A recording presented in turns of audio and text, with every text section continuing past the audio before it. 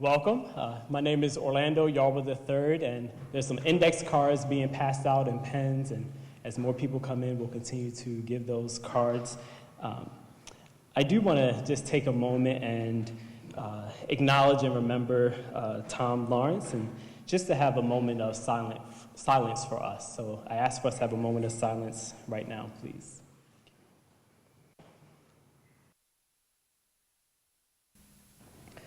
Thank you. I want to invite Jemima, a graduating senior on campus, a freshman counselor, first-year counselor, to just come and greet us.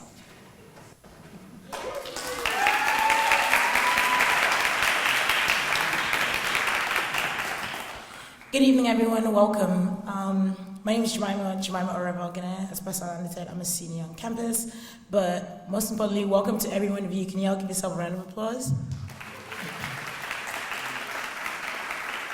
Okay, so you're on Yale's campus on a Wednesday night. Y'all know you got to do better than that. So can you give yourself a better round of applause?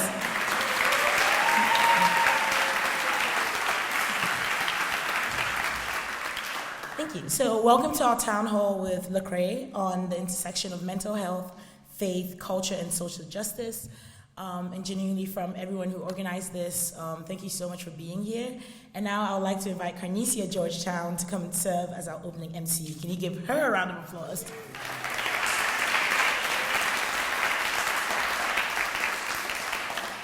Hey everybody, I'm Carnesia, but I'm really here because I have the pleasure of introducing you all to one of our wonderful student performers, and then I'll get to introduce Professor Addie as well. But just to say a little bit about my friend Anita Norman. Woo! Anita is a senior here at Yale College. She's majoring in American Studies with a focus on, let me make sure I get this right, with a focus on visual and performing arts, which is really awesome. And I had the pleasure of having her in one of a docuseries that I produced, and she just blew us away by just her radiance and the light that she brings. And actually, I did some stalking online, and she is a 2014 Poetry Out Loud World National Champion, and has just been, that's incredible. And she has been asked to come back multiple times to inspire youth. And she did a poem that won her, or got her to like the final stages, and it was called, I think I'm right about this, Let the Light In, right? Let the Light In. Found that on the website, the internet. And so I think though, I was like, oh, that's interesting that she did something like Let the Light In, because I think that's what she does. And so she brings light to whatever room she's in. So I hope that you all will enjoy her. I know that you all will. And I'll be back to introduce Professor Addie after that.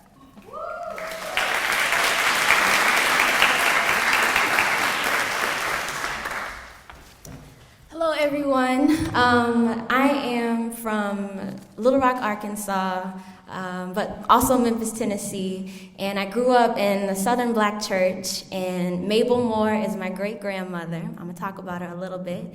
And she would just absolutely have a cow fit in a hernia or something if she knew that I was reading from a paper. So don't tell her, okay? But some things have changed, and I've been thinking a lot about recent events on campus and just my time here.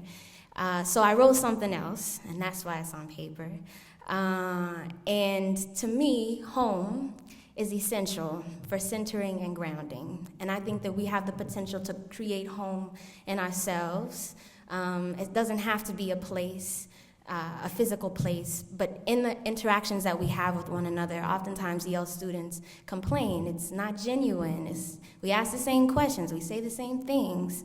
And my goal for the year, and my goal in this introduction, is just to remind us, that we do come from someplace. Remember those things that make you excited, that make your eyes well up, or, that make you just crack up. I will be making a lot of references about home. So it's about culture, it's about mental health, and it's about faith, and hopefully that comes across here. It's a bunch of little vignettes. This is for the brother that flipped a coin that always landed on heads. There was never a 50-50 chance, God always knew for certain. This is my busted lip and black eye, 'cause round one never ends up running round the block up the stairs where mama is yelling, "Didn't I tell you to water my gardenias?" And I was just stargazing and singing ritual on my way to the gas station for a pickle. Hubba Bubba and Double Dutch, skipping rocks and fishing rods, realizing growing up is an obligation to my younger self to be all the beauty I saw in butterflies breaking their backs every time they dared to fly. This is Sarah Vaughan and Billie Holiday laughing at the dream deferred. I stole it back and grew it up in my naps, stacked, can't touch them, nah, okay? When I realized I was a lamppost, I was staring at the collarbone of magnolia trees who birth sunlight from beneath eyelids that whisper sleepy dreams. Celestial braids flowing down my back as my great-grandmother greased an itchy scalp. Oil. Dug her fingers in the side of my arm, said, "You got breath flowing like windows down on Highway 365. Don't roll them up, baby. Don't forget what you know." We face our fears at the fulcrum of alone and awake and lucid, meet our demons on the curb in passing. When I realized I had seen one, she had a cigarette dangling from her lips, reaching in her bag for another. She asked me for a lighter. How easily we infatuate ourselves in vacuums of empty. On a real, I've been sitting in the open of my windows for days, where leaves fold into romantic getaways in the intimacy of their brush is like the way I wish our words would fold into the corners of each other, waxing a warm sort of world. But it all fades to black. I know how bees make honey sweet and how seeds become dandelions, field formations for wishes come true. I know that tears fall in the shape of rain, torrential downpours happen inside the folds of a pillowcase. I know about sitting on blankets on the back porch with my cousin peeling corn husks, talking about nothing. Seems like those were the best times.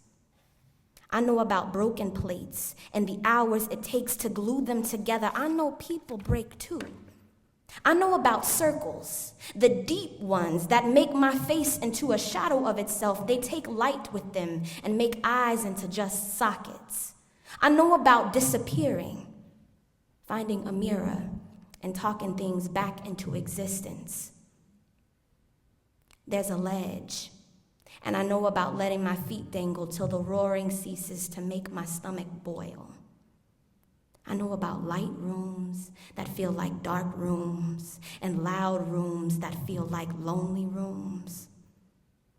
I know in some places the clouds seem closer to you than they do the sky, and the sun takes up the whole horizon. Sit here with me.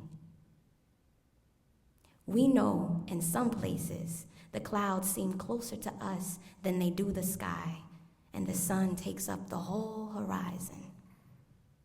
An interlude. To grow an ocean, you stick a cloud on the tip of your tongue and blow. A prayer, a raging plea for bursting ground, a righteous peace. I have been dreaming of spirits that sit in the train, on a bus, in a tree, at the table, something you walk through that catches hands and spins merry-go-rounds in our sorrow. Ancestral souls whose backs cracked open and yoked the holes full again. I do not mean to trivialize or beautify the ugly. I only mean to create a home, a heart that bleeds seeds of divine qualification. He who collects all my tears in a bottle records them in a book. I didn't write that, that was in Psalms. He who burns the book and writes new ones, the spirit that I walk through. I do not mean to trivialize or beautify the ugly. I only mean to create a home, a whimsical sort of freedom, unbound and wildin'. All we wanna do is break the chains off. All we wanna do is break the chains off. All we wanna do is be free. All we wanna do is be free. J. Cole. An interlude. The leftover bacon grease from the pot I cooked in last night stayed smeared on the kitchen counter. I hope the ant I saw crawling up the cabinet gets stuck. Visitors are always welcome in my home. I peeled a potato, and then a cucumber, and then an apple, and a carrot, and some corn, and then some squash, and an onion, and then a Brussels sprout, and then the beans, and also a tangerine. Eat with me. I only mean to create a home.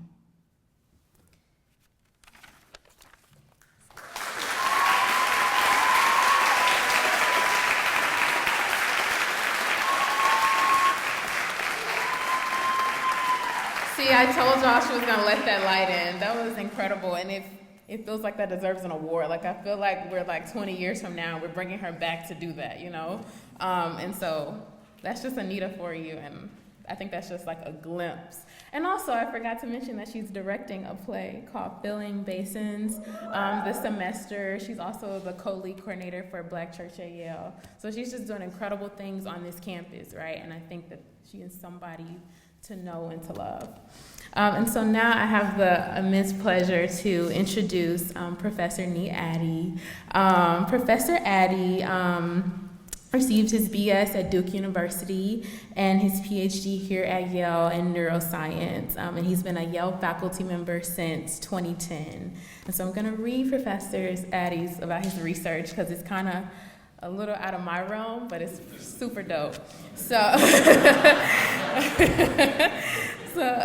Dr. Addy's research focuses on neurobiological bases of substance abuse, anxiety, and depression. The goals of his research are to provide new mechanistic insight into these psychiatric illnesses and to identify novel therapeutic targets for treatment.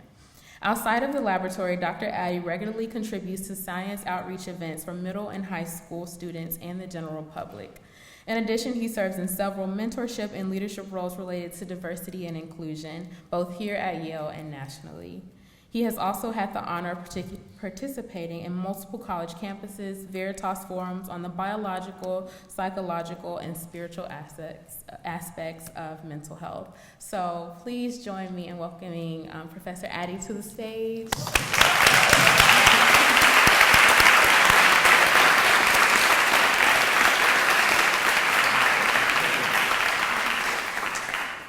Well, thank you for that generous introduction. It's great to see a full house tonight. We've been really encouraged by just the conversations that have already started even before we have this official conversation tonight. So I'm thankful for all of you for coming out tonight. I'm thankful for the enthusiasm and motivation that people have had to really have this conversation. Also want to thank all of those who've already participated, Anita, Kanisha, and also Jemima and Pastor Orlando, and for all the work that Black Church at Yale has put into this event as well. So let's give them a round of applause.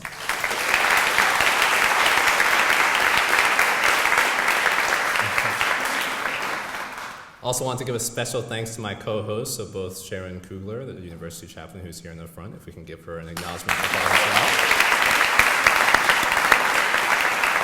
And Pastor Orlando, who's the other co-host with me, and they both put in a lot of work to really getting this off the ground, so we're pleased to have everyone here tonight. So as she mentioned, I'm a neuroscientist and a researcher, so one of the pieces that I obviously think about quite a bit is the component of mental health. And I can say that on our campus, we have made a lot of strides in terms of how we talk about mental health, focusing particularly on trying to decrease the stigma that's associated with those conversations. But clearly, there's still a lot of room for growth in these conversations, and we still have a lot to do. And I would say that's not something that's just unique to our campus, but it's also true nationwide. Again, where there's been lots of places where there's been improvement in the conversation, but still room for growth, and something that we're hoping to continue to facilitate through the conversation tonight. So we're really thankful that Lecrae is actually taking time out of his busy schedule to join us here. I know this is a topic that's very important to him as well, and I can tell you that his schedule is very crazy. So just in working with his team and all the nuances and things that we've tried to manage over time, we're really thankful for his investment in our topic tonight, and thankful for all of you being willing to be here and to really jump into this conversation with us.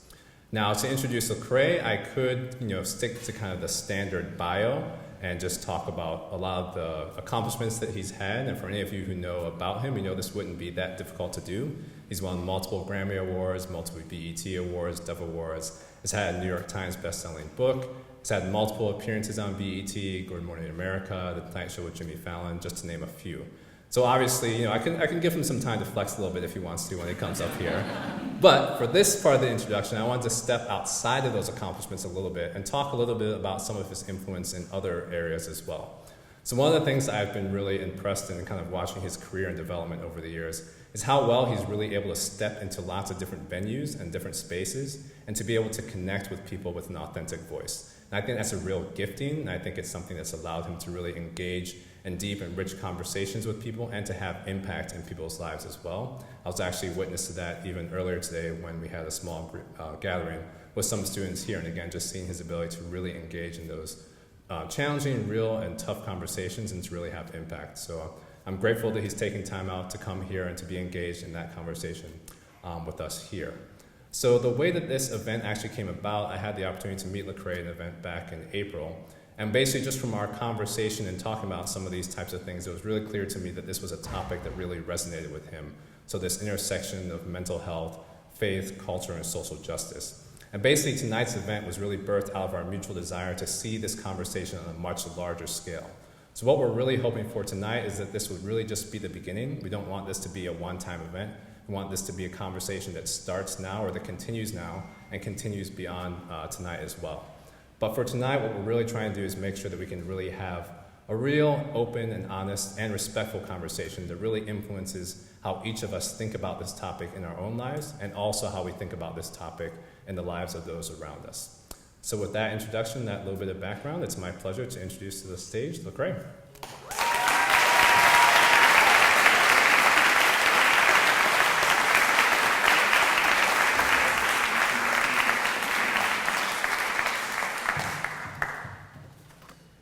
Does this mic reach? Okay, good.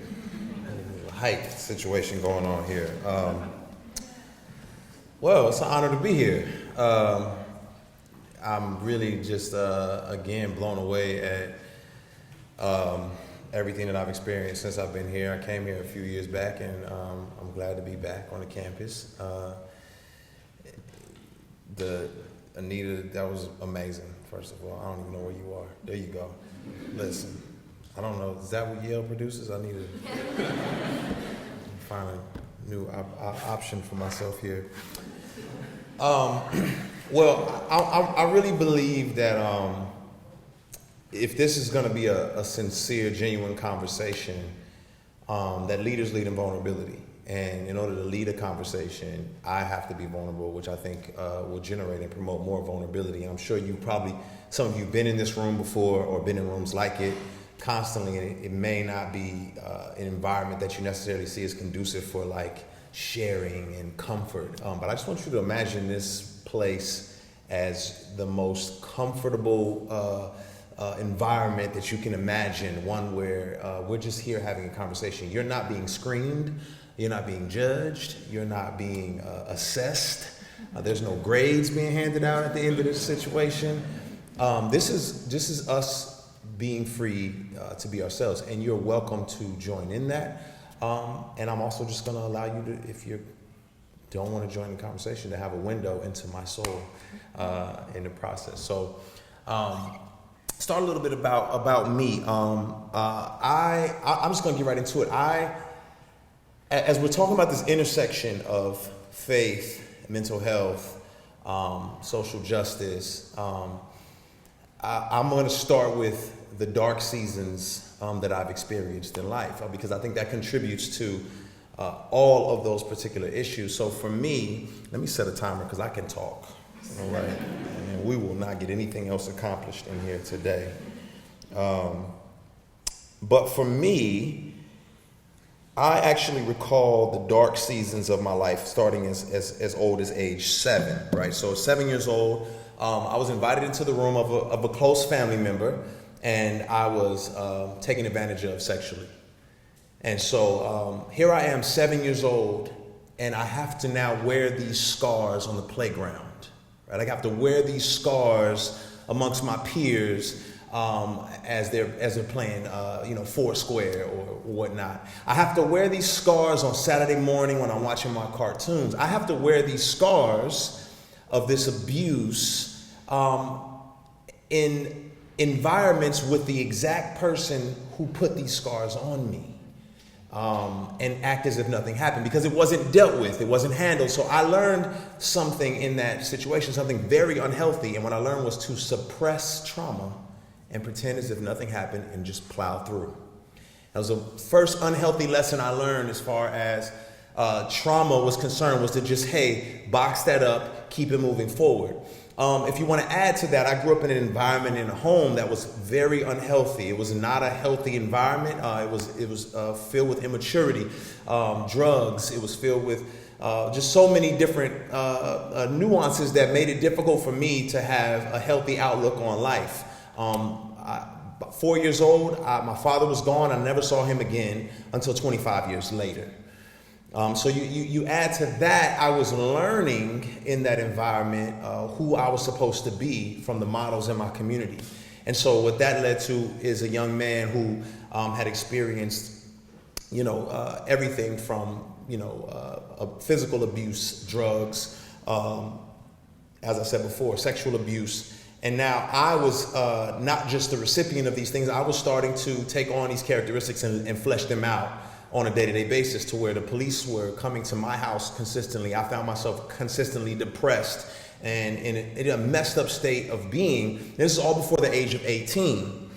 But I remember as a kid, people saying, you remind me of your father. You act like your father. You're just like your father. You're similar to your father.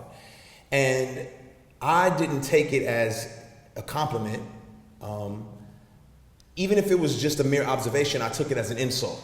Because this was a man that wasn't consistent. This was a man that had taken on drug abuse. It probably has a lot of mental health issues himself. But I saw that as an example of who I should not be. And so what I did at that point in time was consumed myself with not being my father. I didn't consume myself with figuring out who I was supposed to be. I consumed myself with not being this example of a person. So I took that initiative, but the problem in me trying so hard to not be him was I didn't know who I was supposed to be. And on top of that, all the trauma that I had experienced throughout this period of time, I was just stuffing it away. All the pain, all the abuse, all of those particular things, I was stuffing it away because I had an agenda and I had a mission, and that was to not be my father. And so externally, I was succeeding. Right? Externally, I'm succeeding. I got scholarships. I went to college. I made the dean's list. I graduated. I interned. I got a good corporate job. After a corporate job, I started a business, a successful business at that. But internally, I was headed for disaster. So externally, I'm succeeding, but internally, I'm failing tremendously, but I don't even realize it. I learned to take the worst circumstances of life and push them deep down into this internal closet, and I'm bleeding internally, but I'm thinking I'm okay. Right? If you have a vital wound and you ignore it, it doesn't get better. It eventually kills you. So I'm moving 1,000,000 miles an hour. Now there's a marriage, there's 3 kids, there's running multiple businesses, a successful music career. I'm winning Grammys, New York Times bestselling author. And then it all came to a head. In front of the world, I was this level-headed, God-fearing man. I'm navigating everything just the way that I should. But behind the scenes, I'm a ticking time bomb, ignoring all of the trauma, ignoring all of the weight of these experiences and this depression that is knocking at my front door. And it was during this time I remember watching a video of a young man, probably about 15 years old, in Chicago, and he's waving a gun around and flaunting it. And I remember something being triggered. Right? It moved me almost to tears. I learned about the facts of the murder rate in Chicago, and I found myself sitting there emotionally just devastated, and I couldn't understand why. Well, truthfully, I had a friend who was taken by gun violence at age 13 years old, and that trauma was triggered. I didn't even realize it. I was the victim of, this witnessing death of a teenager, and then I'm seeing this other teenager just flaunting, and I didn't even connect those dots. Later that year, I remember hearing about the death of Trayvon Martin. Now, I was affected, right? I'm affected by this murder. I'm affected by what's happened to Trayvon, but I didn't know how to express it. I didn't know what avenues or venues I had to express it. And so once again, the same thing I had learned previously, to take trauma, to take traumatizing experiences and stuff them away, is what I practiced. So I'm disturbed to the core. I'm fueled with anger. I remember as a kid seeing my mother fueled with anger and frustration after Rodney King was beaten down and her hearing the verdict and all these particular things happened, but I don't know how to navigate this particular circumstance. And so I'm sitting in this similar position. And a couple of years after Trayvon, it was Renisha McBride, a young teenager who got in a car accident, knocked on someone's door and was killed because she was profiled and thought to be, committing a crime. After Renisha McBride, there was Eric Garner, and after Eric Garner, there was Michael Brown, and so on, and so on, and Sandra, and so on, and so on, and so on, and so on, and then there were riots. And I found myself sitting in the middle of all this, wondering where do I fit? How do I react? I was trying to hide away the trauma of seeing people who may as well have been my cousins, my sisters, my nieces, my aunts being killed, but it was overwhelming. And I found myself in the streets of Atlanta involved in a protest. So here I am protesting, and there's students from all the surrounding colleges in the area protesting with me, and all of them are looking to me for guidance, for wisdom, for leadership, and I'm just as lost as they are. I have no idea how to navigate everything that I'm dealing with. And at the same time, I'm this respected, seemingly conservative artist, and a lot of my supporters didn't like the idea of me getting involved in what to them was a political affair. What are you doing getting involved in this political affair? And so the dilemma that I had was dual. It was me trying to get involved and do something about things that I'm seeing happening, but then also I don't even know who I am in the middle of this. So I'm trying to find myself. I don't know who I want to be, and my identity had already been forged by finding approval in other people. So I was my approval rate was going down in one particular group as I'm trying to do what I felt to be right. And the trauma's weighing. I felt what Moses, if you know anything about Moses was, Hebrew by birth, but he was adopted by the Egyptian aristocracy. And it came upon him one day, oh my goodness, I am Hebrew, and the Hebrew people are being oppressed by the Egyptians, but yet I'm a part of this Egyptian aristocracy. How does this make sense? What do I do? And so I took a page out of Moses' book. What Moses did was he killed somebody. That's not what I did. I tweeted. Same. I tweeted a lot, right? So I'm tweeting, but I'm saying things outside of the boundaries of what people expected of me. I'm on national television after this. I'm writing articles after this. I'm on CNN. And the result was this unadulterated rejection. So I'm despised now, I'm hated, I've lost support regularly, and I was about to learn a very beautiful lesson that stays with me to this day, and that lesson was, if you live for people's acceptance, you will die from their rejection. Right? So I stood for something, but it felt like I lost everything. I worked so hard to not be my father, to be respected, to be successful, to be accomplished, to be accepted, and now I'm hated. In days, y'all, I lost hundreds and thousands of social media followers. Drive a 15-year-old crazy. Right? I was bombarded with messages of people telling me how much respect they lost for me. I was bombarded with hateful messages. People sent me videos of them burning my music, like with fire. Like at least they bought it though. So. See the bright side and everything, right? But I couldn't understand how they didn't hear my pain, how my sorrow and my pain that I was already taught to suppress, and now here I was expressing, was being pushed away. It created a mental chaos for me. And I mean, some of it's to be expected. We don't always want to hear the voices of people speak on, social or political things. LeBron James, stop talking about this, just play basketball. We don't want to hear that from you.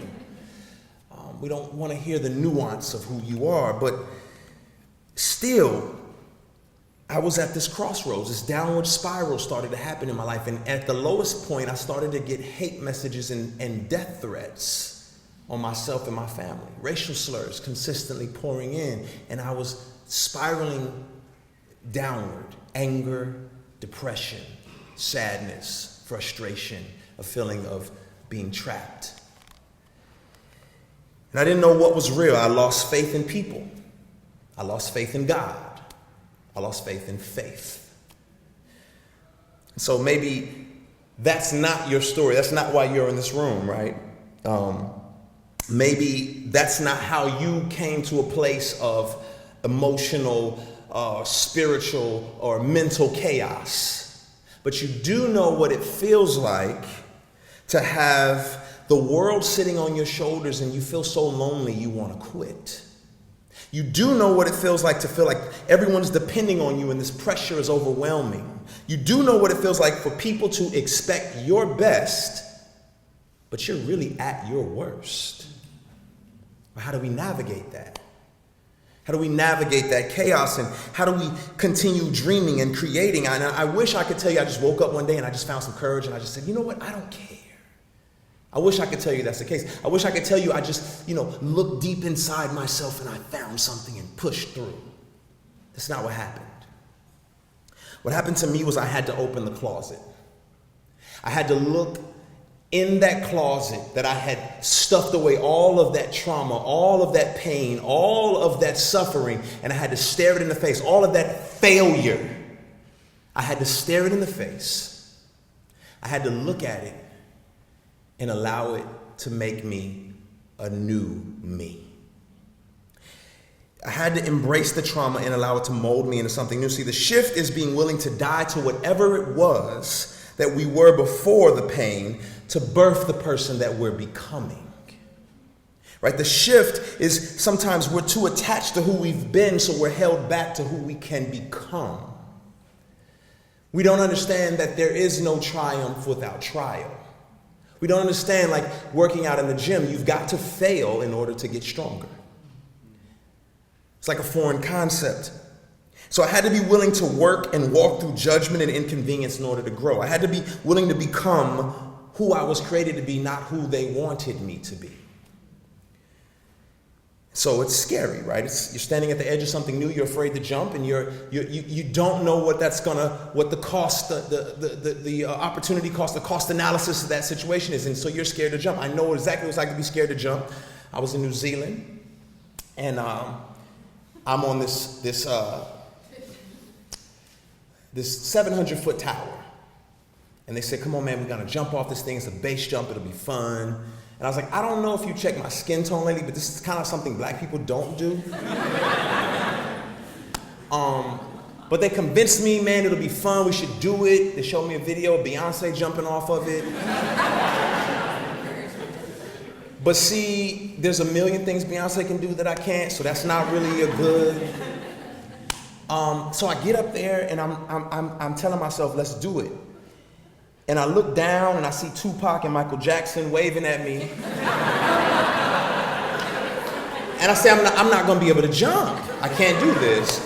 They said, fine, can you move out the way so this 11-year-old girl can jump? And I said, so then I had to jump. Right? But I'm better because of it. I wouldn't even be able to tell you the story had I not taken that jump. And we're so afraid to jump because we're so focused on how far the fall is. We're so focused on what the failure of that jump looks like. And we have to become something new. We have to take our traumas and allow them to make us a part of who we want to be. Take the terrible events and create a story of triumph. Right? Athletes don't quit at the toughest part of the game. That's when they want to play harder, dream higher, push further, become something new. You don't despise the caterpillar. You don't despise the cocoon that turns a caterpillar into a butterfly, right? It doesn't make sense. And so sometimes recognizing and realizing, you know what? I'm broken and there's some issues in my life that I need to address, I need to face, I need to look at, I need to talk about, is the only way to get to the other side of them. And had I not addressed them, had I not looked in the closet, had I not stared in the face of these particular things, I wouldn't have seen what I believe God was trying to do, was make me into a better version of myself, was build me into something else. And so I own my story. And that's what we've got to do. We've got to own our story. I had to own my story and say, you know what? This is who I am. This is what made me who I am. This is a part of my journey. And because of that, I am who I am. The strength that I have is because of what I've gone through. These are our scars, right? We show people our scars to prove that healing is real. If no one shows you their scars, you walk around believing like, there's no coming back from that. But then here are real life people saying, no, I have these same scars. I survived and I'm stronger, and so will you. But first you've got to admit that you're wounded. I could tell a million stories. One story that comes to mind is Rasan Harris, who is incarcerated at San Quentin. And Rasan was incarcerated because he took a man's life. And he's doing 55 years to life. And when he went into prison, he was depressed. He was angry. He was bitter. He was frustrated because he made a decision as a youngster that has now affected the rest of his life. But after a few years, he said, you know what? I'm not going to allow this circumstance to change my outlook on life. I'm going to use this time to become a better version of myself. So he took financial literacy classes. He took writing classes. He became a writer for the San Quentin newspaper, which is the only inmate operated and run newspaper in existence. His writings and his stories now appeared in Vice and GQ. And if the board and the governor and God are on his side, which I believe they are, he's going to walk out paroled with a career in journalism and stock investments from all the years he was investing while he was locked up. And so had he sat in it and just said, oh, this is my fate in life, it would have been a terrible situation. But because he said, you know what, I'm going to let this mold me into something new. I'm going to own this. I'm going to admit this. I'm in a bad state. And I'm going to acknowledge it and figure out how I can work through this, is the only way to come out on the other side. And so I'll say this, that's where my plane landed.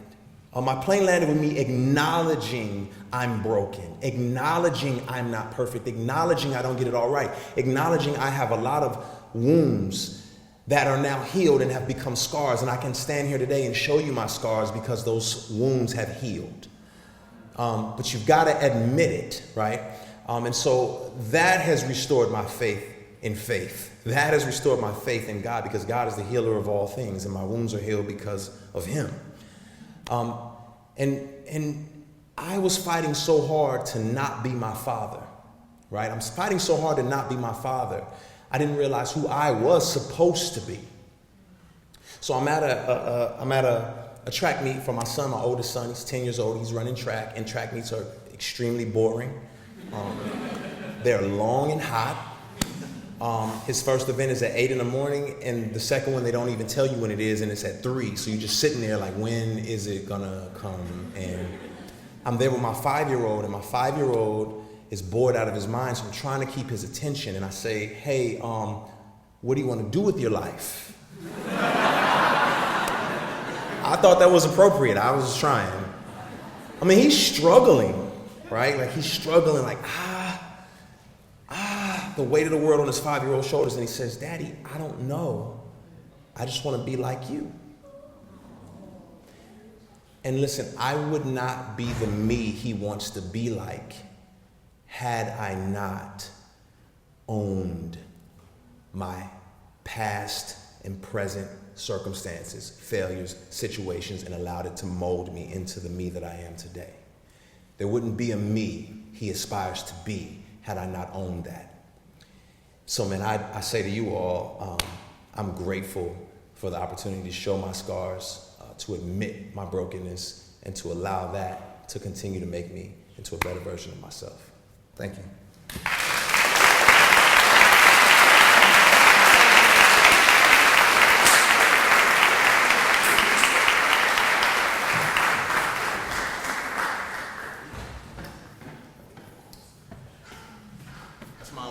Did good. Well, thanks again to Lecrae for that openness and that vulnerability, and just the way he's really been vocal about speaking about these social justice issues and also being vulnerable about the mental health aspect and still being bold about his faith. We're definitely appreciative of you.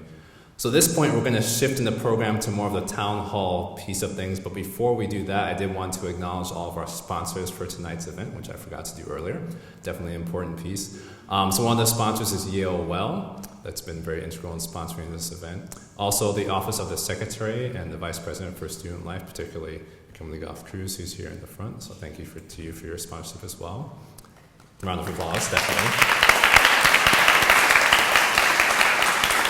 Also, the Chaplain's Office, and Sharon Kugler in particular. Also, again, the Black Church at Yale, and my laboratory, specifically Eric Nunez and Durga Rathi, who've been also integrally involved in supporting this as well. So with that, I'd like to invite Lecrae back up to the stage and Pastor Orlando. We're going to go into a little bit of a Q&A, and this is definitely an opportunity for all of you to interact and be involved. So we definitely want this to be a conversation, especially with what Lecrae has just brought forth to us, to really have a conversation amongst us and to really start to, again, begin some of these important conversations, which I'm sure several of you have already had, but to continue those and continue those beyond tonight as well. So I'll invite Pastor Orlando and Lecrae back up to the stage. Okay, so yes, so you know I'm representing the Black Church, so this is going to be interactive, right? But I just thank all those who helped get us started in this conversation. I do recognize that this is an ongoing conversation, that we're not launching it, but we're just helping it to continue to move.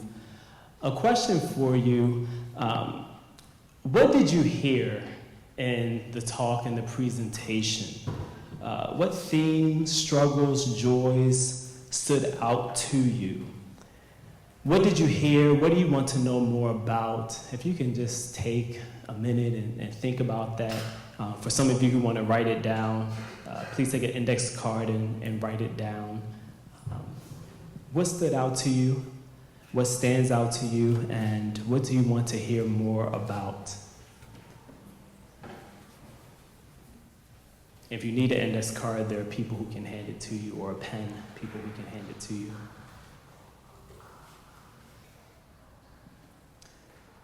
Okay, and this is the real Black church experience. Turn to your neighbor. Turn to a person next to you. If you don't know them, introduce yourself. Hi, my name is...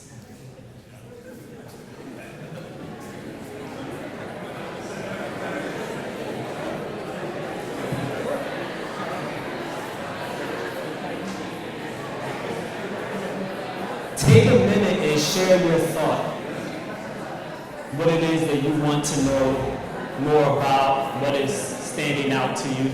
Speak to each other.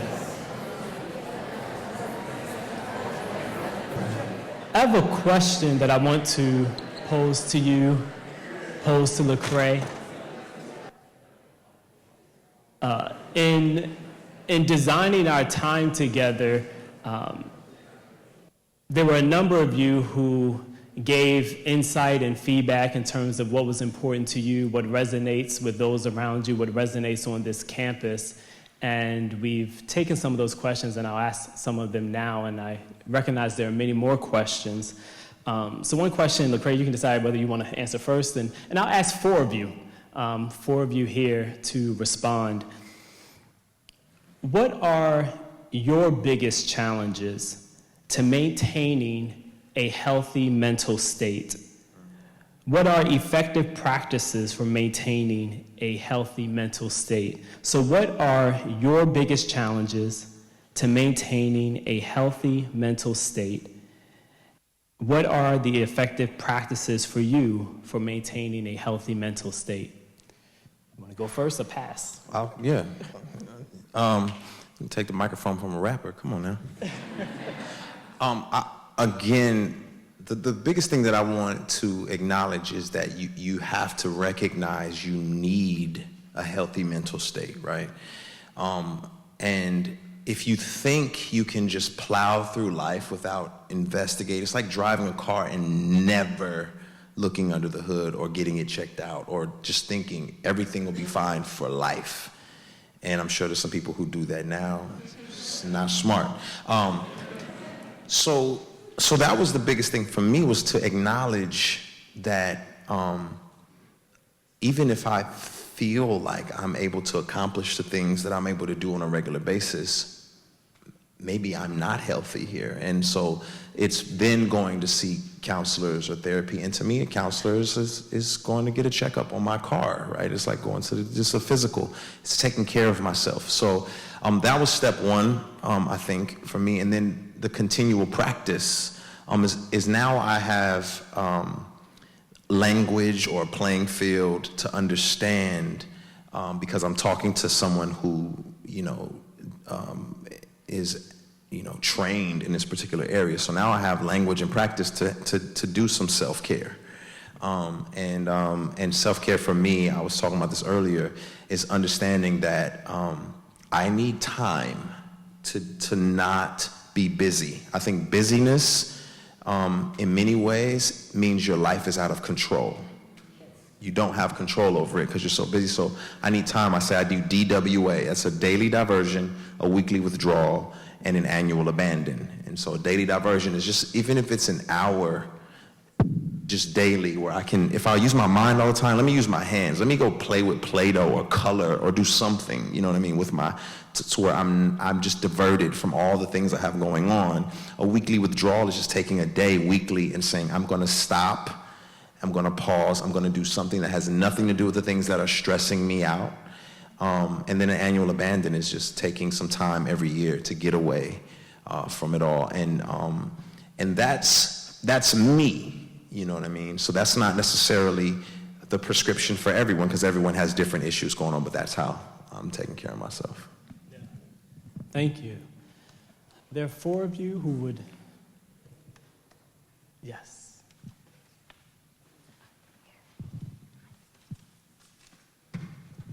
Hi, thank you so much for sharing. You mentioned God some, how did God help you? And I actually find it so interesting how we're from different cultures, but I feel so much that you feel.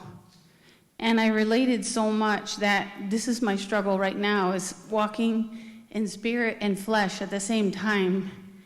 And it's such a struggle. I just talked to people today about that, and I was wondering if you had what you do that. It seems the closer I get to God, the more the dark side comes up. I think that's one question anyway. And do you believe like in spiritual deliverance and things like that? Like, have you gotten any prayer? Because I know that there's a lot of spiritual bondage when you get into the abuse and the way that you've lived, and abandonment. You mentioned, what was the word you used? When you were, the trauma from when your dad left, there's abandonment and something else. Oops. Anyway, just wondering what you thought about that, because I'm very involved in church and I do understand that there's a lot of spiritual bondage, and wondering what you thought about that. Thank you. Yeah. Great question. So yes, part of it for me was understanding healing is a process, right? So it's a continual process, and I try to think of a time in my life where God just, he didn't come through, and I couldn't think of one, right? So that was part of the process, was saying he's dependable. So let me trust him in this particular circumstance. And then there's so many different examples, like as I looked at Job and looked at his life, and as I looked at Lamentations and just looked at Moses, and it's like, he's not gonna take you all the way through the wilderness to the edge of the promised land and then say, bye, right? So it's like, there's a process of coming through all of that in order to get to this place, and that process involves trust. And for me, it was him inviting me to trust him in the midst of that madness. I think personally, it was very helpful for me because I tend to wear all of the burden on my own shoulders. It was helpful for me to know that God wants to carry those burdens. It was helpful for me to know that he wants me dependent and broken and not perfect and put together. And so I could relinquish a lot of this that I had weighing on me in his hands. And I know that sounds ethereal and just out there, but part of it was for me looking in the text, looking in scriptures and seeing promises and seeing these realities flesh themselves out, and stop trying to be or not be my earthly father and focus on my heavenly father, and that was a big piece of it for me. Yeah, thank you.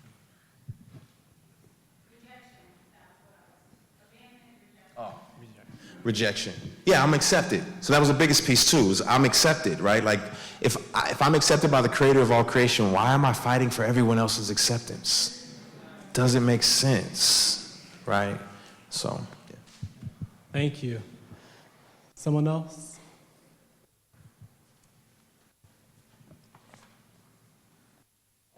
Oh. Thank you. How to bring up a child from the age of 1 week so that the child will be confident, kind, in contrast to being spoiled by getting a gold star for doing nothing. Participation trophies, you're not a fan of those.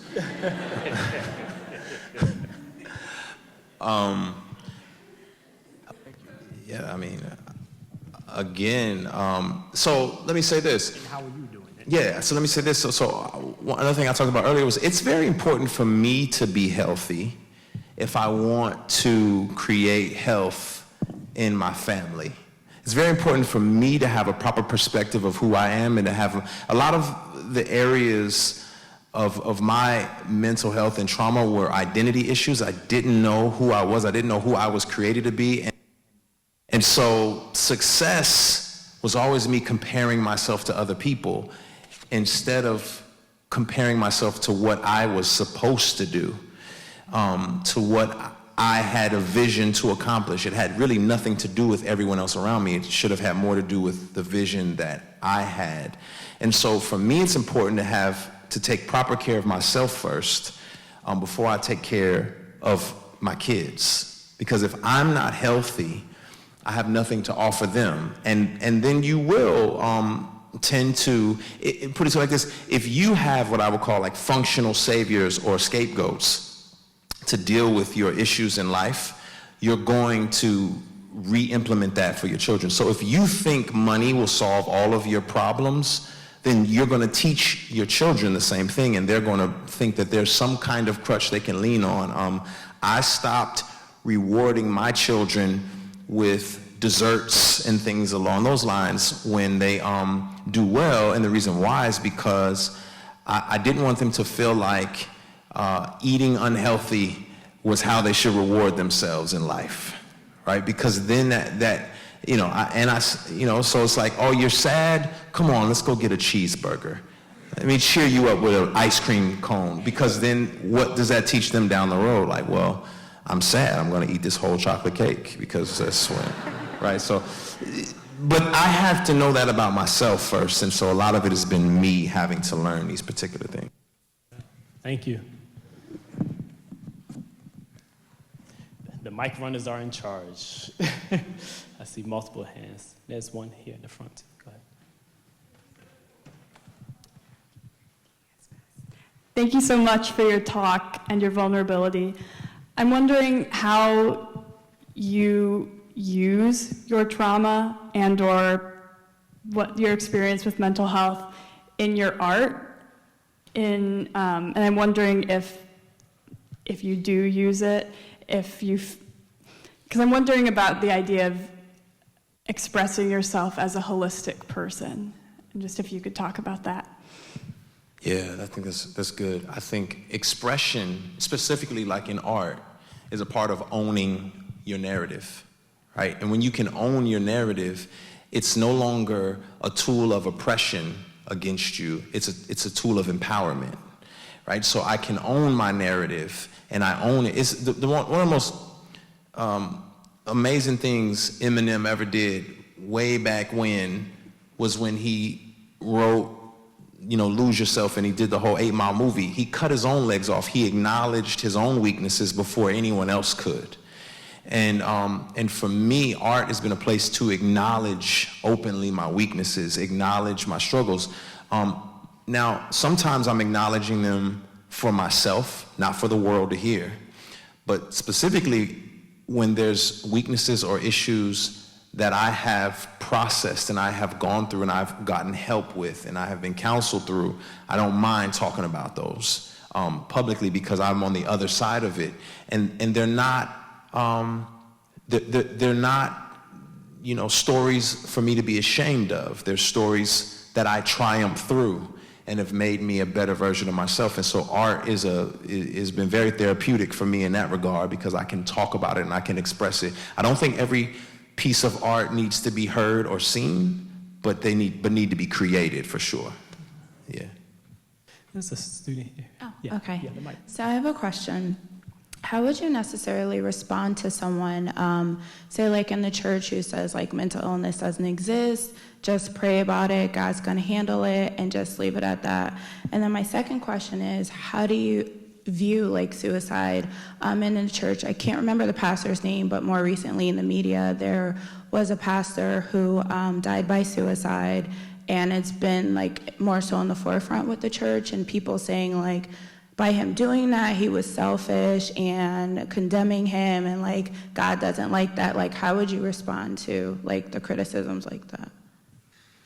Yeah, I'm very sensitive, specifically when I think we say the church, and I think there's this homogenistic kind of perspective of what that means, and so it's easy to like say this is what the church thinks. And the church is not a homogeny. There's individuals within that have unique perspectives on things, and some of them you vehemently disagree with, and some you love and you do agree with. And so as it pertains to like what the church says about mental health, I don't know. I know the church that I interact with sees it as necessary, sees it as very beneficial to seek self-care and counsel and therapy and whatever is necessary. And so I can speak on behalf of those group of people. Those who would say that, I would say tell them to stop going to bed every night, and because if you just need to pray about it, then don't sleep. Just pray about it. You don't need to sleep. Why are you sleeping? Just pray about it. God will deliver you. You can make it. You know what I mean? It's just, so we're here as crooked sticks drawing straight lines, right? And so we're not here to be perfect androids, right? We're here as examples of what a great God can do with broken people. And I think that's the difference there. And so, and that I think that carries over into, criminal activity, that carries over into, depression, that carries over into all those particular issues, suicide included. That's evidence of broken, hurting people, right? There's no reason to cast judgment or throw stones in that particular circumstance. That's just the evidence of broken people that God still uses in different ways that are beyond our comprehension at times. So, my perspective.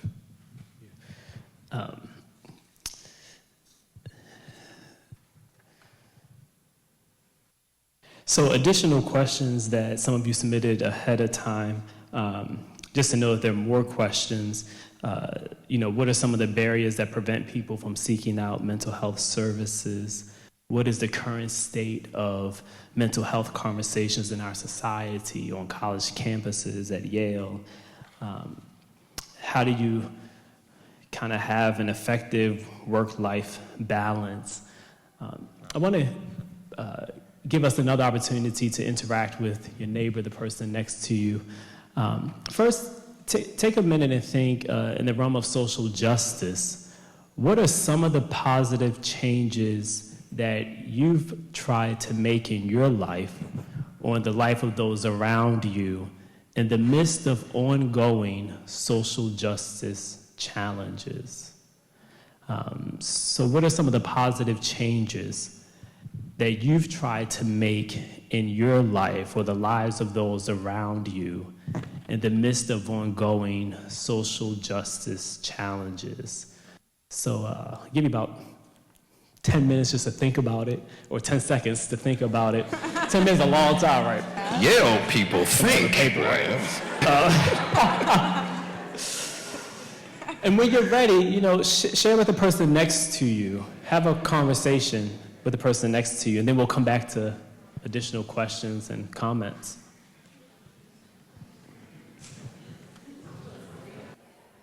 This is good. This is good. Excellent. This is good.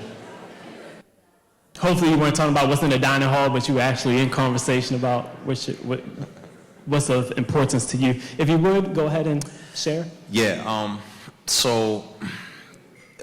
social justice, and there's many facets of it, right? And I've been involved in a number of different facets of what we would say social justice is.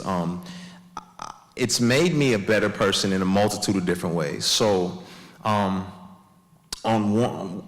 point one, it's made me stop seeing myself as a commodity, being able to be bought, because there's a sacrifice that I had to make, financially, commercially, whatever you would call it, to say things that weren't palatable for parts of society. And it's easy to just kind of try to toe the line and walk the fence in order to secure. It exposed parts of my heart that were just financially motivated. And I'm not saying we shouldn't be responsible, but I'm saying we should care. And so I would go from doing a show for 3,000 people, and then as I started to raise my voice on issues of police brutality, those shows shrank dramatically. And so did my account. But it freed me. It freed me to be myself. Another way that it made me better was it made me because of the issues that I saw happening in my community, specifically the Black community, it made me more attuned to other communities. And so then I had to ask myself, how misogynistic, how patriarchal am I? And how can I care about these issues of Black people but not care about the issues of women, right? And so I had to start digging more and growing in multitude of different other areas, other ethnicities, and begin to care about it as a global issue as well. So, thank you. Are there four of us who can contribute? So there's a hand here. Yeah. Hi. Speaking about community, I just wanted to know what is the role that a community can play in the healing process and in addressing mental health issues, specifically to you in your experience. Did you have a community with which to journey with, to talk to consult, and to go through whatever you're going through with?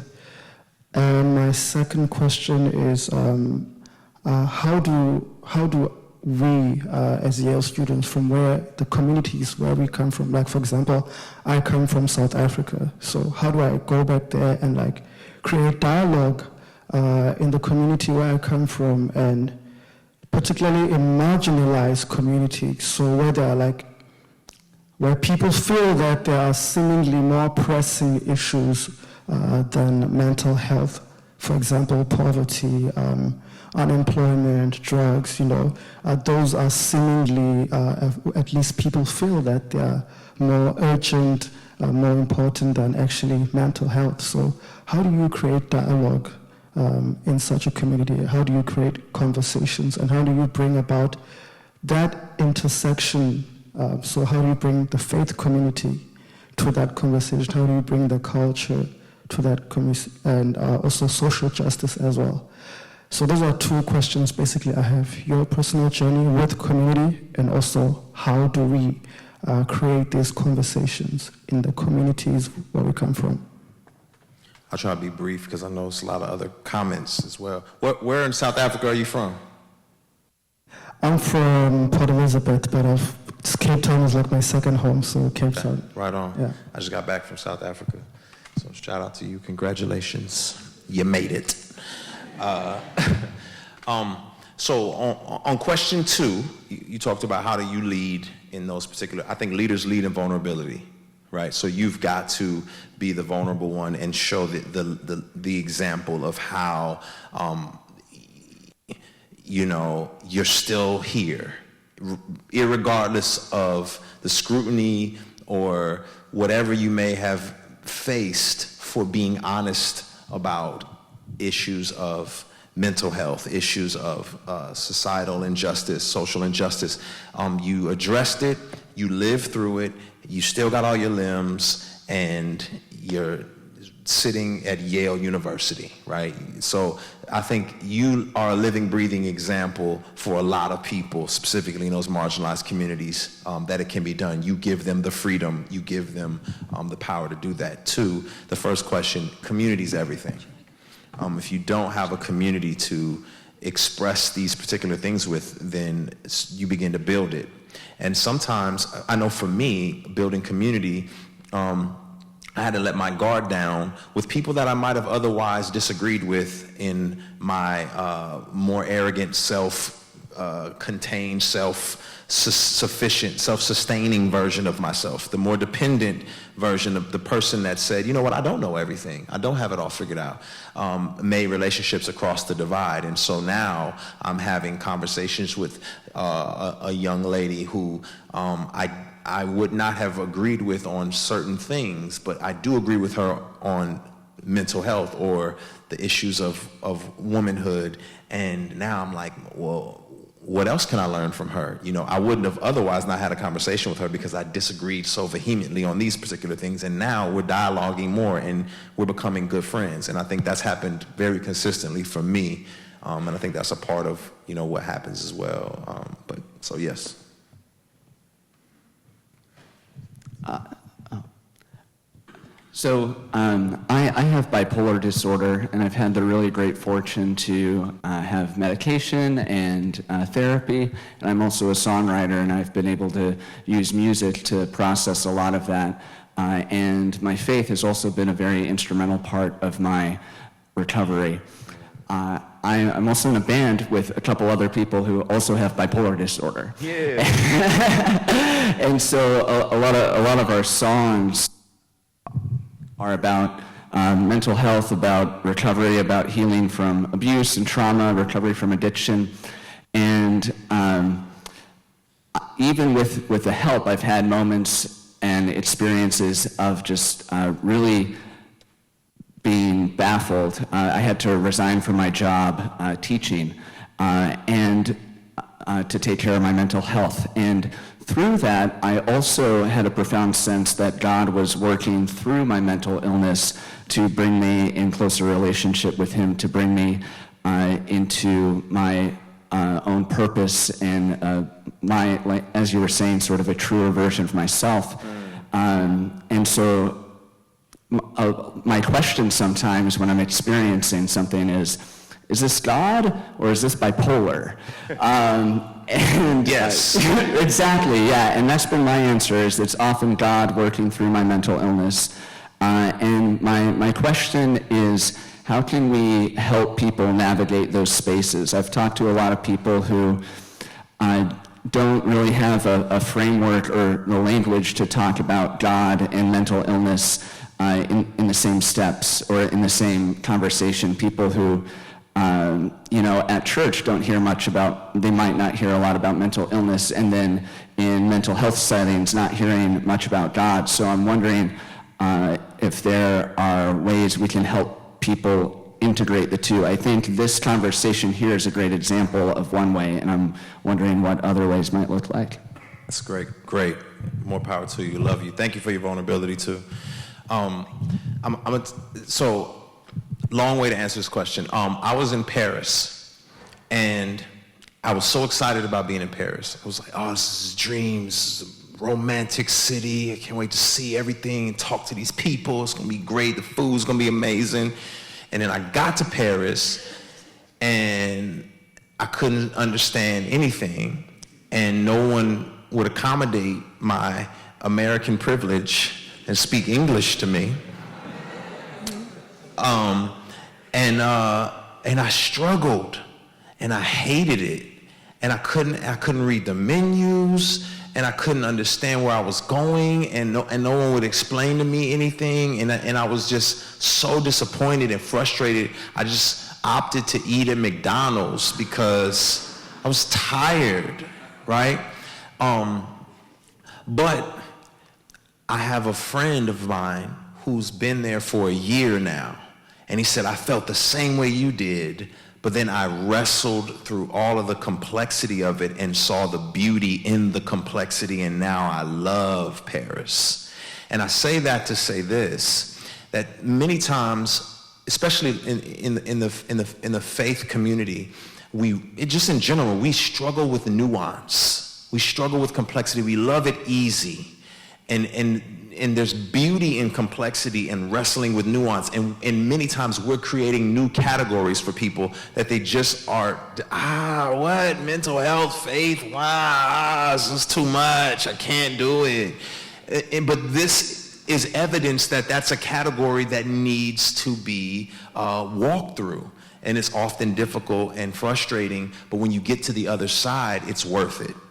And I've seen that time and time again in my life, that I'm constantly creating new categories and breaking barriers that people just didn't think could exist. But then people get to see the beauty of it once they get on the other side. So this is that, as you're talking about, and I think it's continuing this, even though it's difficult and ugly, continue pushing through to create new categories and wrestle with nuance and seeing the beauty and the complexity. Yeah. So you previously talked about how, as you got more involved in social justice, you experienced this rejection. And I know previously you've talked about how you had to break up with white evangelicalism.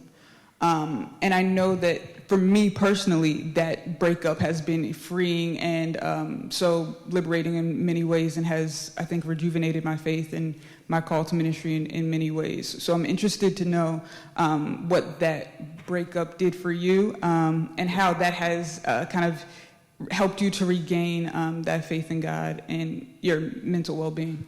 Yeah, I think when in the podcast, it was suggested, it sounds like you've broken up with white evangelicalism. And for me, even though I was still processing in that moment, but what that meant and what it means for me more than anything is not believing that there's one sect of my faith, one group of people within that has all the answers, right? And I think I just stayed on one trek and kept reading only the people's books on this trek. And I didn't even read these books because they said all the negative things about these authors. And so I only knew what was wrong about these authors. I never understood what was right. And I never realized or assumed or came to the conclusion that, wait, this trek could be wrong, right? Like there's things wrong here that are not being acknowledged. And so for me, it was more about saying I'm not excluding myself from these perspectives, globally, historically, that just aren't talked about, right? Usually when we talk about church history, for whatever reason, it jumps straight from, Israel to Europe. And it always baffled me. I'm like, wait a minute, what about the Ethiopian that left Philip, and where's the church? Hey, Asia has a church history, the Middle East, the Syriacs, the Coptics, none of that stuff's ever mentioned. And that's what helped me realize it's a very Eurocentric, colonized view on Christianity that I was embracing, and I said, I'm not going to do that. I'm going to see it globally, and that means there's going to be perspectives that are going to fight against each other, but that's okay, because I think God likes us to not have all the answers, and when any camp says they have all the answers, that's the camp you might want to stay away from. Just saying.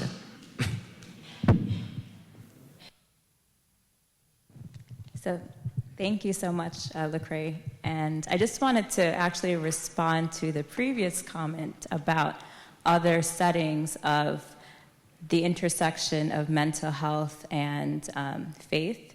And so even I can speak for myself as well as a mental health provider, and there are several in the room as well who are people of faith. And from personal experience, it's something that I incorporate in the clinic practice with my patients. I've even prayed with my patients as well. And so there are people who will be open about that, not with every patient, but there are times where I may feel led to discuss that. And I feel that, you know, people can be receptive because they're looking for like the biopsychosocial spiritual, that aspect. And many people also use their faith as a coping mechanism, coping strategy. And so I think that that's also important, and I also try to incorporate that as well. So that's another venue. And as I mentioned, there are several people in this room who are mental health providers of faith, who practice who are Christian. So thank you, and thank you. Keep going. Buy some copies of my man's Bipolar Band and send them out. Junkyard 4, go stream that. Go stream that. I really appreciate the conversation, and so this is another opportunity to interact with your neighbor. And instead of me posing a question this time, that comment that you have that you want to say, please turn to your neighbor and share that comment, share that insight. Just what's coming up for you now, what you're thinking about, what you're holding on to, that is either a struggle or maybe a big win for you in this moment. Please turn to a person next to you and share, and please leave no one out in sharing.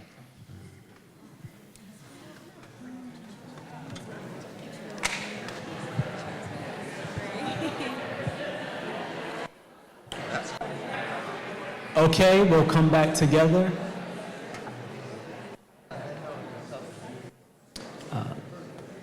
And I want to ask Lecrae this final question that I have, and also open it up to four of you to share.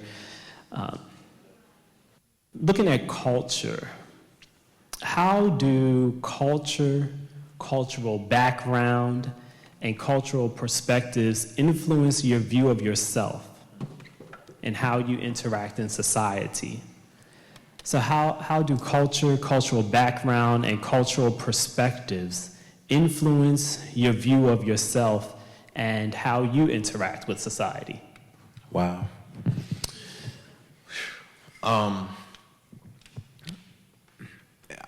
When I speak on this, I'm speaking as a journeyer, someone who's on the journey, not someone who's reached the pinnacle and has the solutions, right? So as I speak about it, I'm speaking as an expert from experience, not an expert from like, I've researched this and I have the answers, right? So, but in my experience, similar to what my friend here was talking about in terms of God using his being bipolar, I think my cultural experiences have been, though detrimental and painful, have been used to shape a lot of who I am now. And it's been me not being ashamed of them, but to say, no, this is a part of my narrative. And narrative is, we all learn from narrative, right? We love narrative, we learn from story, especially stories of trial and triumph.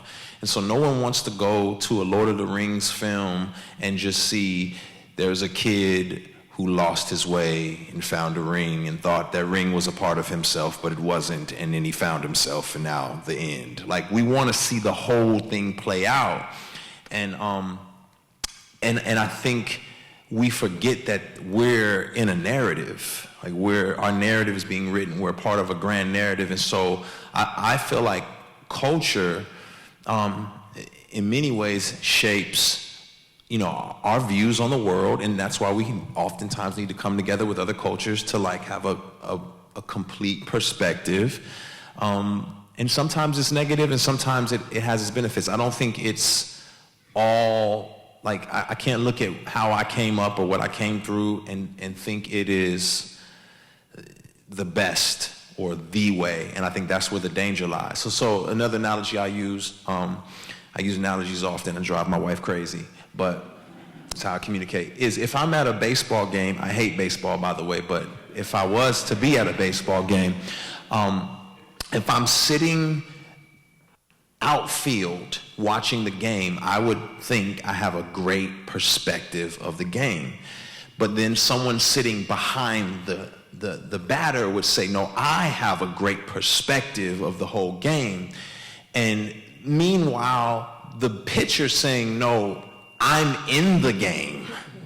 I have a great perspective of the game. And I think the reality is every one of those particular people have a vantage point, but it's the collective that is,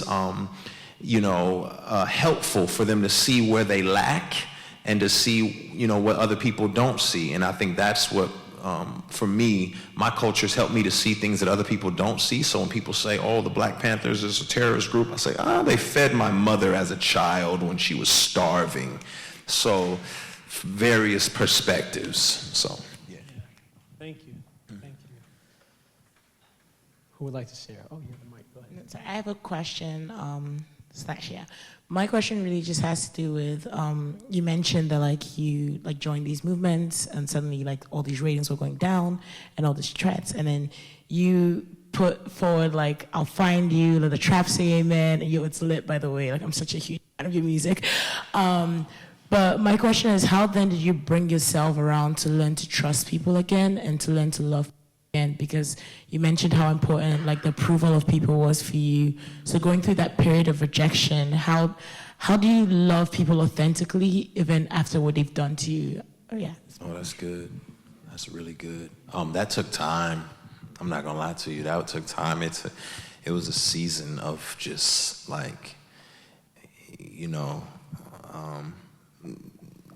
just certain authors, my stomach, I throw that book in the trash, you know what I mean? But part of it is, as you mentioned, I'll Find You. I'll Find You is the biggest song I've ever put out in my career in the darkest time of my life.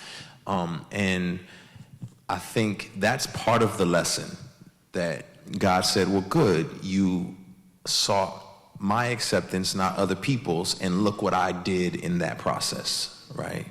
When you were fighting for acceptance, you hit a ceiling, but when you stopped fighting for acceptance and just were authentically yourself, look at what happened. And people are drawn to authenticity anyway, so you liberated a lot more people than you would have ever imagined. So that was part one, and then trusting and loving people again.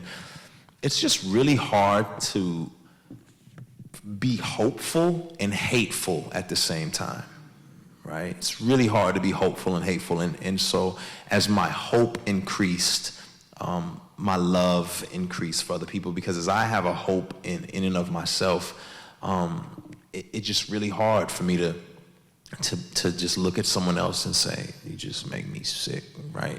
So the trust was a process. It didn't happen overnight, but as I took time for self-care, to grow, I found more security. I understood myself more. I filled in some gaps, right, in my own understanding about faith, about, I read a lot of books from all over the world from different authors that I wouldn't have otherwise read, and gaps got filled in. And then I was hopeful, and I was like, oh, this is great.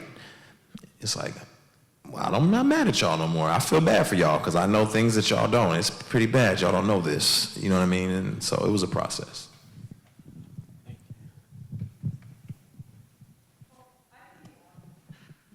If you didn't hear her, she was asking for strategies to fight what feels like a continual state of brokenness. My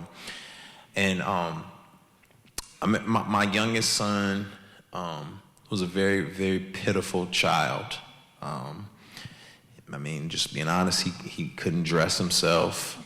He used the bathroom on himself constantly, couldn't feed himself. Just really pitiful. It was sad, man. But I wasn't frustrated at him because he was my son. And because even though performance-wise he was a mess, positionally he was my son and he was gonna be great. And I'll change his diapers for him and I'll feed him in this process. And I think we, in a state of perpetual brokenness, sometimes our performance seems poor. And that's okay sometimes because it reminds us of our positioning. And I think the strategy for me in a place where I feel like I just can't get past how ugly everything feels and looks around me, it made me that much more dependent. And then I began to be disciplined in dependency because I didn't have a choice, right? If you've ever been sick or broken a limb, you learn how to become dependent on other people, or you learn how to function in a new kind of way. And that's what happened to me in that state, is just constant dependency on God, dependency on friends, kind of throwing myself on the train tracks of faith. And what that means is, even if it seems like black ink on white pages, I'm just gonna read it.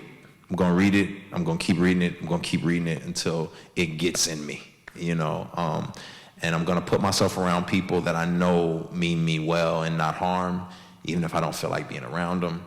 And I'm gonna fight to become a dependent person until it's like, oh wow, I am out of this position, I'm healed, right? Thank you. Hi, thanks for being here. My question is sort of on the flip side of kind of dealing with haters and people who don't necessarily agree with you. Kind of in your process of rise to success, how have you managed to stay humble? And you were also talking about a big part of mental health being the communities that you kind of go back to for support. Has that sort of rise to fame made you alienated at all? Felt alienated, like you can't, sort of people can't maybe relate to you in the way that they used to? Yeah, thank you. First of all, I don't know who told you I was humble. I'm not. I'm constantly practicing the art of humility. It's a lifetime struggle. So feel free to join me. So humility is just daily, reminding yourself. I read a book on it every year. I'll find a different one if I need to. But, there's just a lot of different perspectives. Part of it is just reminding myself of how big God is. And then you are like, oh yeah, I'm small. That's good. It's a good reminder. And keeping close friends around me. So to answer your question, yes, I do keep close day one original friends who know me as me, not me who rose to whatever, around, because they keep me humble. It's very hard for them to see the difference. They're like, why do they want your autograph? That's stupid. You know what I mean? It's like, so I keep those people around. But then, yes, it is hard because it takes them a while to breathe that air, right? It takes them a while, and they have to adjust. Oprah said it once. She said, man, my friends have struggled to breathe my air. And I was like, what is she talking about? You know what I mean? I don't get it. But then I did understand it after a season, and it's kind of like, I'm leaving Jimmy Fallon, and my friends are like, yo, let's stand outside and look around and take pictures. And I'm like, I can't do that, right?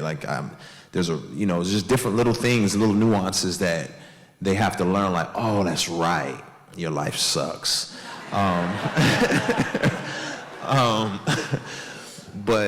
But then over time, I tell them and they understand, they grasp it, and then they serve me in that capacity, and they start trying to protect me. And those are the people I want around, people who don't try to take advantage of the unique opportunities I have, but want to protect me from other random stuff. So, yeah.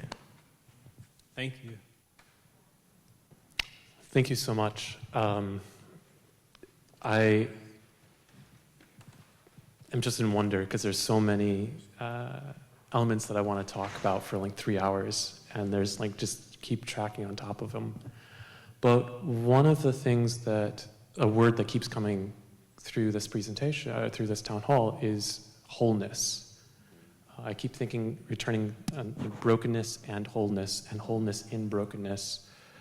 But in this cultural section, I feel as though a lot of times I've also segmented parts of myself and ignored parts of myself, and I feel as though I'm in an environment here at Yale which encourages me to walk on my hands. Mm-hmm. And I get strong walking on my hands, thinking, not feeling, being able to analyze and not empathize. And I want to ask, how do you stop yourself when you find yourself continuing to walk on your hands, continuing to go back to that self that's only a part of you and not the whole you? You already accomplished the first step, is you acknowledged you're plowing through. You've acknowledged that you're walking on your hands, right? I think it should be an encouragement to you that when you said that, how many people in this room groaned like, ooh, you're not alone. Right? There's a room full of people who are like, I agree. And I think you foster that community, and you become, look at me, man, I'm wearing pants. Do you see these pants? These don't make sense. These don't make sense, but I don't care. Because I like them, so I'm gonna wear them. And my worth, my value is not diminished. Some people are saying, what is he doing? Some people are saying, yeah, he's like an artist. It's what the artists do. I don't know what to do. It's like, But I'm like, I want to wear them, so I wear them. And I think it's that's what a prestigious institution builds that kind of character, that kind of authenticity that says, I'm who I am, and who I am, is accepted. And you have a community here that accepts you, and you're not fighting for their acceptance. You're not fighting for anybody's acceptance. You're being who you authentically should be. That's what success is, right? And so I think it's resting in those moans that you heard. It's resting in all the people that you know. Because truthfully, that's how everybody's feeling, bro. They're all feeling that. They're just afraid to show it. They're afraid to say, I want to be accepted by everybody, so I'm not going to be my real self. They're afraid to say that, but it's the truth. Everyone's in a performance trap.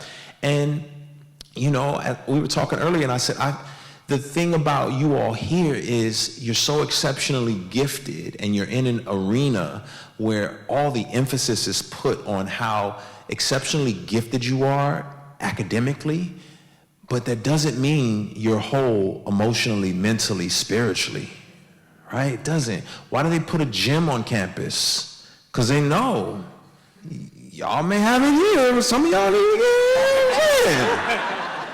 So it's okay. Acknowledge it, live in it, walk in it, breathe it, and own it, man. Own that. Own it. I'm tired of walking on my hands. I'm not going to do it. And there's other people around you. That's how movements get started. It's like a little video. It's funny. It's like a guy on a hillside, and he's like dancing crazy in front of a bunch of people just chilling. They're looking at him like, what is he doing? But then the second guy comes up and starts dancing with them.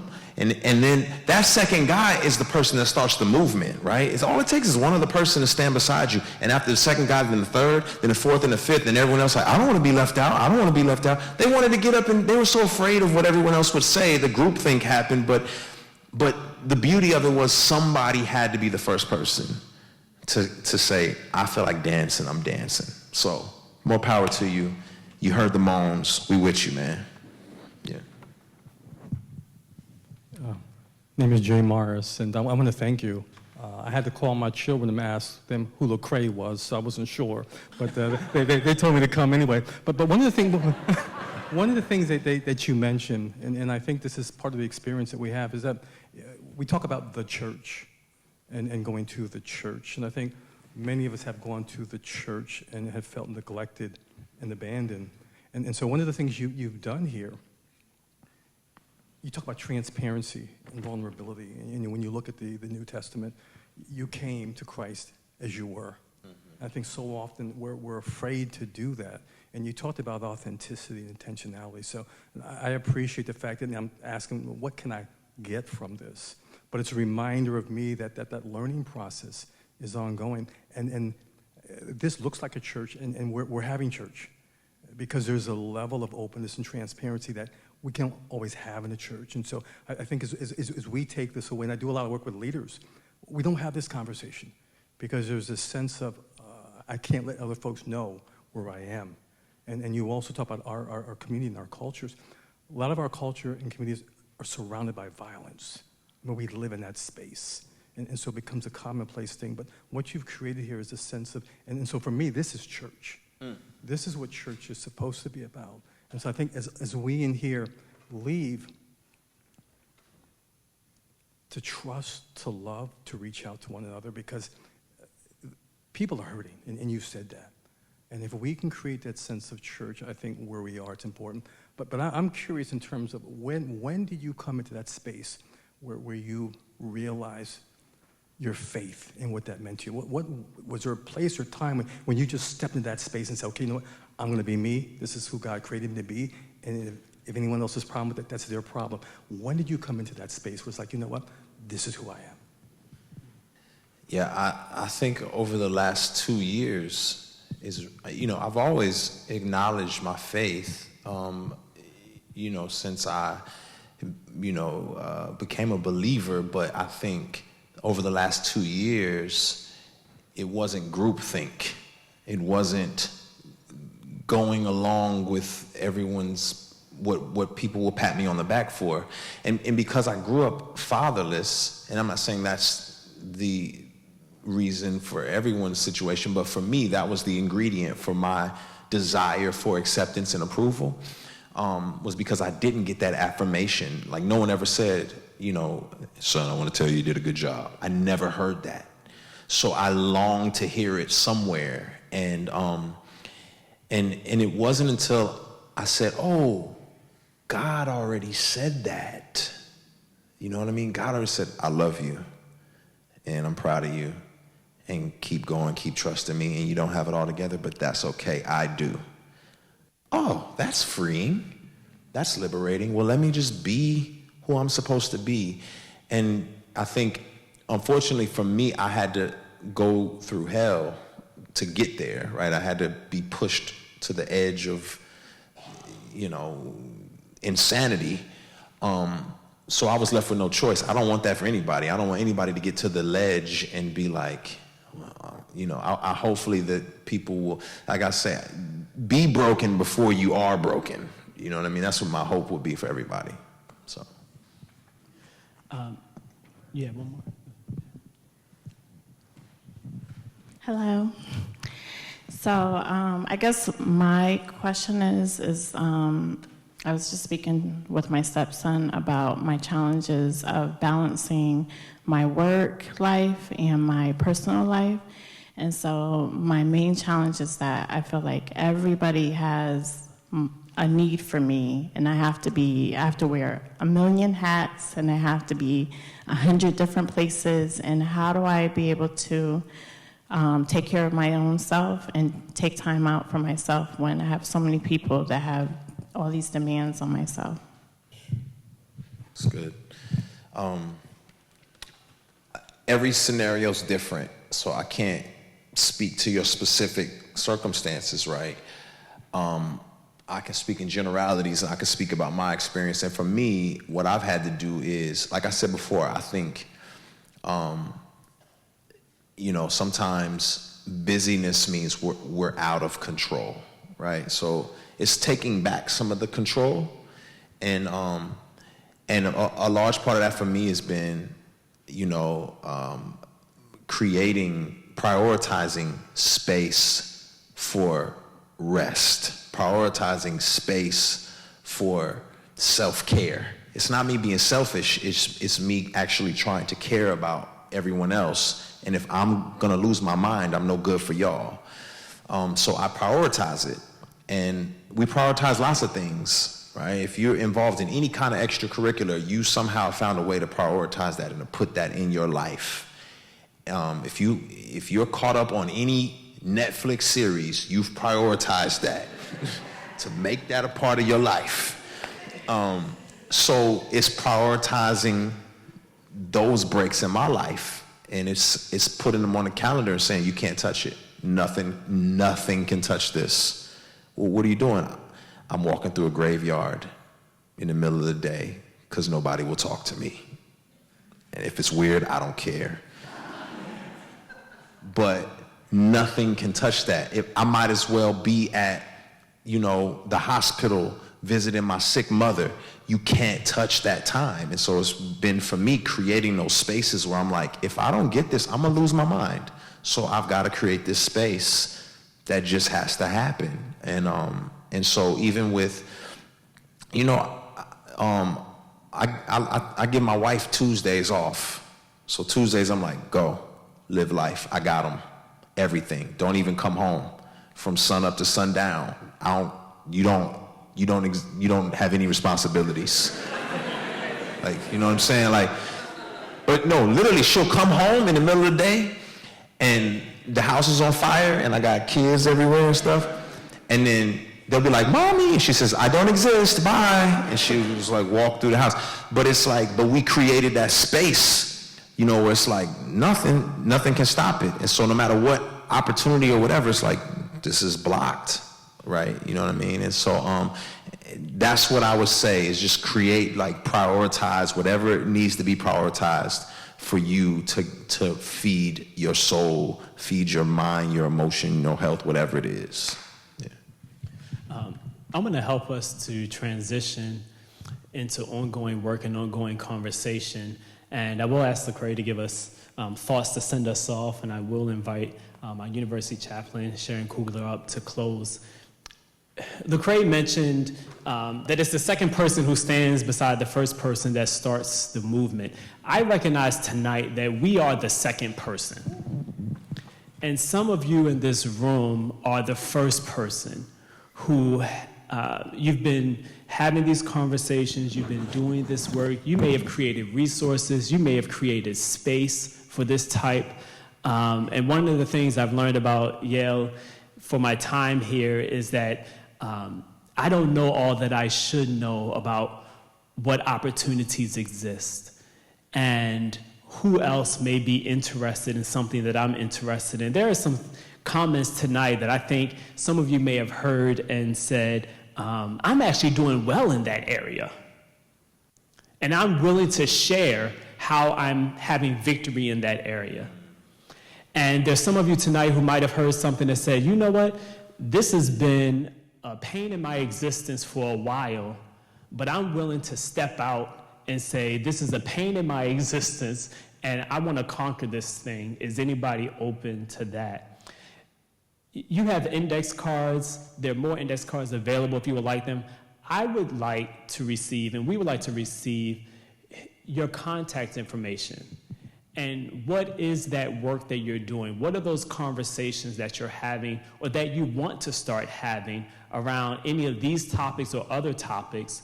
And my promise to you, it's hard making a promise. My promise to you is to collect that and send it back to every registrant who provided an email address to say, this is where we can continue the conversation on campus, and this is the work that we can do. And I know that there are professionals in the audience who think about these topics often. And I would like a way to just to harvest your generosity and to share it in ways that allow you to keep your mental health in ways that support you. So if there's an index card that you would like, please ask. If there's a pen that you would like, please ask, and we'll collect it before it's over. If you did not provide your email address, but you would like to receive that information, please also write that on the index card and we will collect it. So I asked Lecrae to send us off with something and then Sharon to come forward.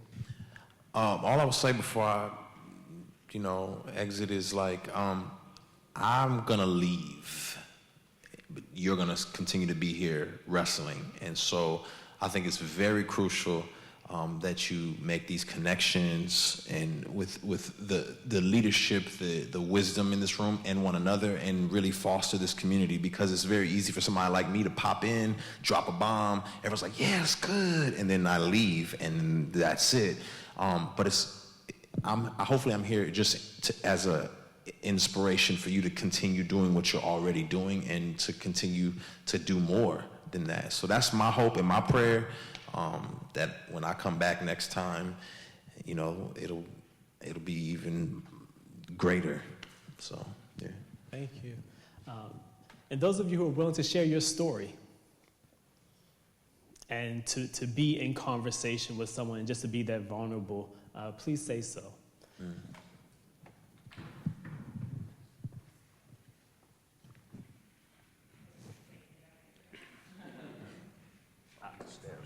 I know, yeah.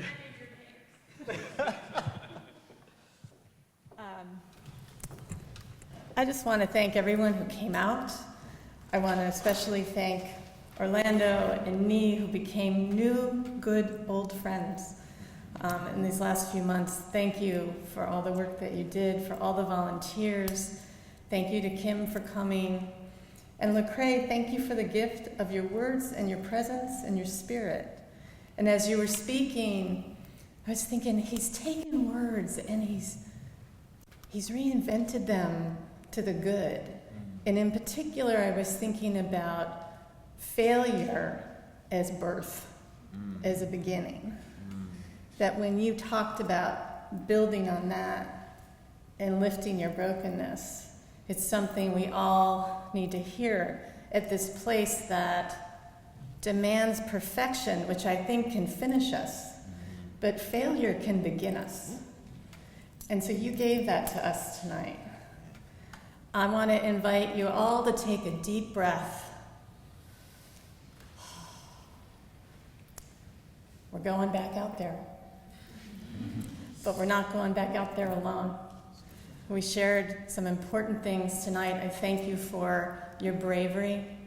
That's another word that we need to claim to a different end. A bravery that's radical in how far and wide we embrace others, and how far and wide we embrace ourselves and our brokenness. So God bless each and every one of you. Go in peace and breathe. Good night.